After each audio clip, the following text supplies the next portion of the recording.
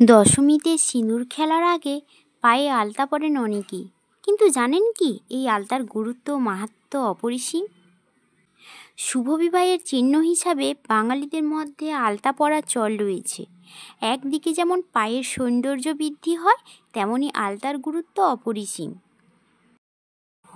কথিত আছে ভগবান শ্রীকৃষ্ণ রাধারানীর পায়ে আলতা লাগিয়ে দিতেন।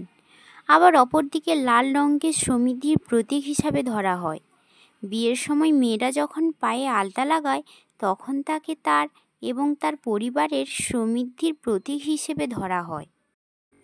যুগ যুগ ধরে নৃত্য শিল্পকলার সঙ্গেও আলতা জড়িত। আলতার গুণ যে কোনো শিল্পকর্মের নান্দনিকতাকে বৃদ্ধি করে। তাই যুগ যুগ ধরে আলতা মেয়ে এবং বিবাহিতা মহিলাদের কাছে এত গুরুত্বপূর্ণ। দুর্গাপূজায় মা দুর্গার কাছে আলতা এবং সিঁদুর নিবেদন করা হয়। পরে সেই আলতাকে স্ত্রীরা আশীর্বাদ হিসেবে তাদের বাড়িতে নিয়ে যান। প্রায় শেষ লগ্নে এসে পৌঁছেছে পুজো। দেবী দুর্গার বিদায় বেলায় মন ভারাক্রান্ত। বিজয়া দশমী এসে উপস্থিত। দশমী মানেই দেবী বরণ, সিঁদুর খেলা, বিসর্জন। আর এই সমস্ত প্রথা রীতির জন্য সধবা মহিলারা নিজেদের লাল পাড় সাদা শাড়িতে সাজান, সঙ্গে কেউ আবার আলতাও পরেন। কিন্তু আলতার মাহাত্ম্য কি? লাল রং কিসের প্রতীক জানেন?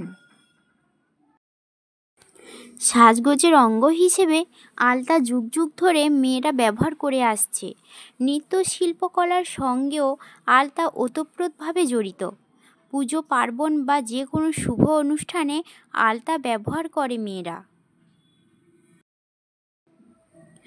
বিজয় দশমীতে যেমন মা দুর্গাকে বিদায় জানানোর সময় তার সিঁথি রাঙিয়ে দেওয়া হয় সিঁদুরে, তেমনি আলতা নিবেদন করা হয় পায়ে।